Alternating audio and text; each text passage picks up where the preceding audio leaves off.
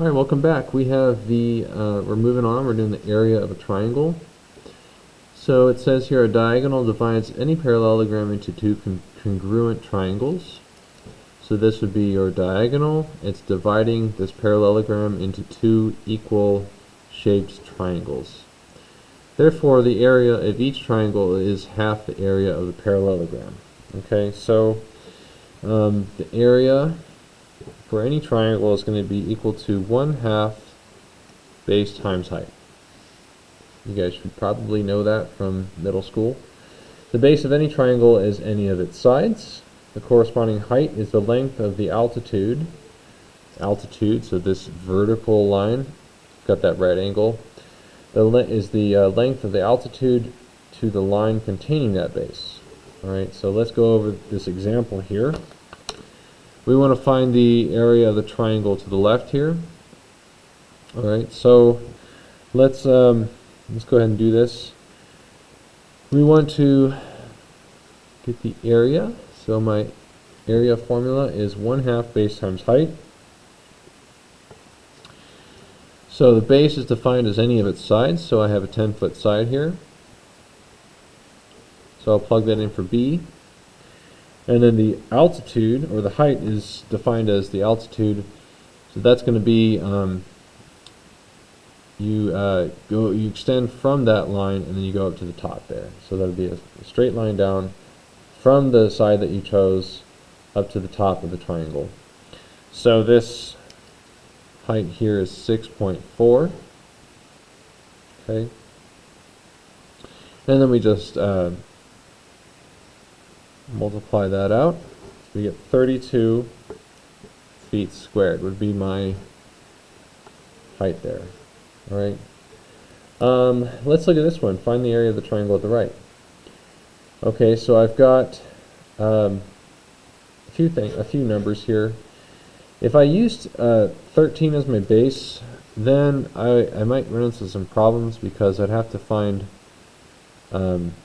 this altitude right here. Can you see that dotted line?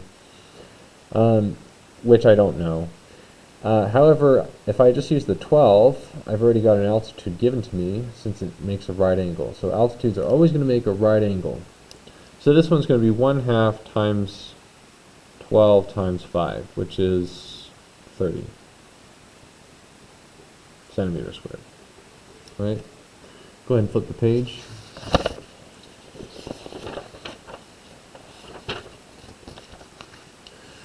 Okay, so we have the real-world connection.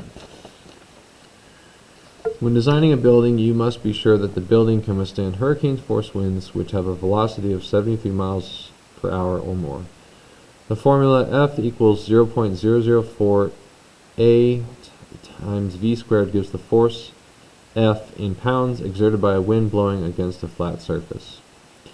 A is the area of the surface in square feet, and V is the wind velocity in miles per hour. How much force is exerted by a 73 mile per hour wind blowing directly against the side of the building shown here? Okay, so this is a two-part problem I can see right now. I have the area of a rectangle and then the area of two triangles. So I know, do I know my velocity? Yeah, it's 73. So I'm going to set this up. Don't know area just yet, but I know that my velocity is 73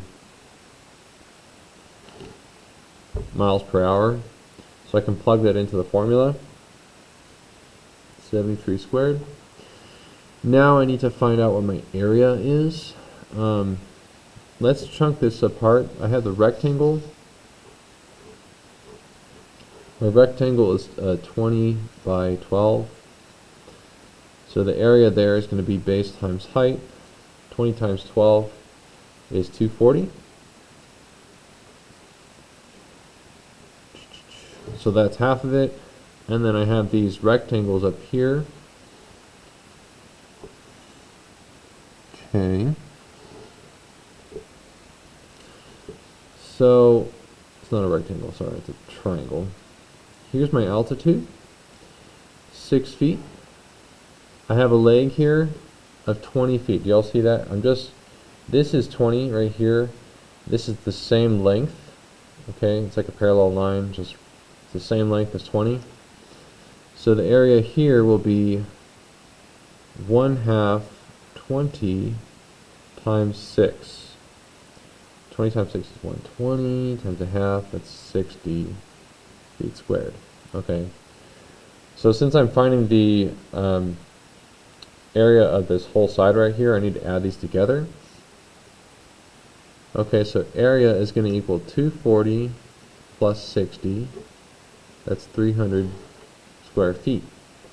Now I can plug this into my equation. 300 times 73 squared. When you compute all that in a calculator, the answer is going to be 6,394.8, and it's in pounds. Okay, or they say about 3.2 tons, which is quite a bit actually. There you have it. Okay, so have fun doing the exercises. Look on the Google Classroom for the next video, and I'll see you guys later. Bye.